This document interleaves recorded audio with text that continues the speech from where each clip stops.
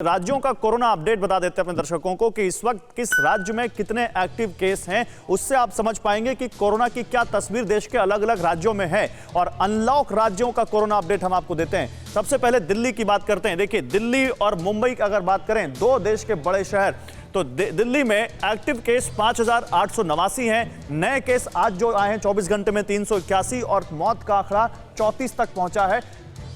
एक भी मौत राहत की बात नहीं है, लेकिन कम से कम इस बात का संतोष कर सकते हैं कि मौतों का आंकड़ा घट रहा है। मुंबई की बात करें, एक्टिव केस यहां घटकर 18,000 के करीब पहुंच गए हैं। नए केस मुंबई में 786 आए हैं और 20 लोगों की 24 घंटे में मौत हुई है। तो यह बताता है कि दूसरी लहर अब कमजोर पड़ रही है। अब उत्तर प्रदेश का आंकड़ा ले लीजिए और महाराष्ट्र का आंकड़ा ले लीजिए। उत्तर प्रदेश में 18,000 से भी कम एक्टिव केस हैं। नए केस पूरे सूबे में 1,037 के आसपास आए हैं और 24 घंटे में मौत 101 लोगों की हुई है। महाराष्ट्र में देखिए, 18 एक्टिव केस जो है 1,85,000 के आसपास है। नए केस बहुत तेजी से ड्रॉप हुए हैं, 12,557, लेकिन मौत का आंकड़ा महाराष्ट्र में अभी उस अनुपात में कम नहीं हुआ है जिस अनुपात में होना चाहिए। नजर आपके पास इसका कोई लॉजिक है कि जिस अनुपात में या जिस तेजी से केस घटते हैं उस अनुपात में या उस तेजी से हमें मौत का आंकड़ा नहीं घटता हुआ दिखाई देता, खासकर महाराष्ट्र में?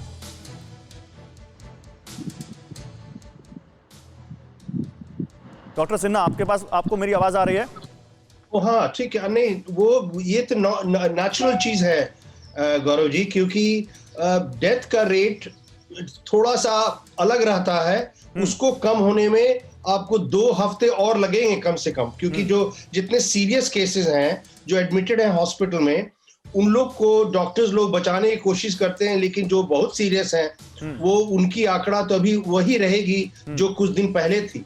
तो वो कम से कम 2 हफ्ते और लगेंगे। इसलिए जो भी उपचार हो रहा है, जो भी सरकार प्रिकॉशंस ले रहे हैं, अब तक लिए हैं, उससे जरूर उसका घटना शुरू हो जाएगा, डेथ रेट भी। इसलिए उसके लिए आप चिंता न करें।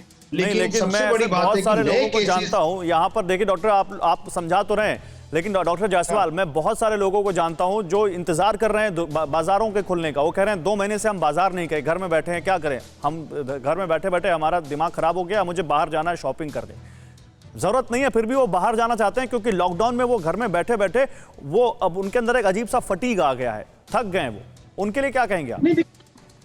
पैंडेमिक फैटीग हम लोग बोलते हैं, अब इतना बहुत ज्यादा वैल्यू नहीं करता है। इतने लोग, जब लोगों ने सेकेंड वेव की देख लिया कितना सिवियर हो चुका है, हर घर से कोई ना किसी की डेथ हुई है, तो मुझे नहीं लगता कि लोगों को अब इस तरीके से ये करना चाहिए। और उनको अभी भी जितनी भी सारी चीजें उनको प्रॉपर फॉलो करना चाहिए। अगर हम अभी इसको फॉलो करेंगे तभी हम थर्ड वेव बचा सकते हैं, क्योंकि थर्ड वेव और डिवास्टेटिंग हो सकती है। जब तक पूरा वैक्सीनेशन ना हो जाए तब तक जितनी भी एक्टिविटीज हैं जो कि नॉन फाइनेंशियल है उसको प्रमोट नहीं करना चाहिए। तो यहाँ पर एक चीज और यहाँ पर बता दीजिए डॉक्टर जायसवाल, एक चीज और बता दीजिए। वैक्सीन कोरोना से बचाने का बहुत अहम हथियार है, लेकिन गारंटी नहीं है, क्योंकि कोई भी वैक्सीन 100% सुरक्षा नहीं देती है।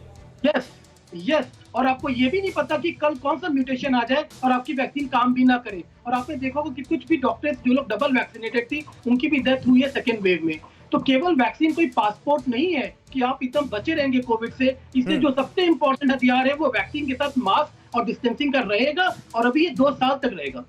ठीक है डॉक्टर जायसवाल, आपने बड़ी काम की बात बताई। परवाह देश की, सोमवार से शुक्रवार रात 10 बजे TV9 भारतवर्ष पर।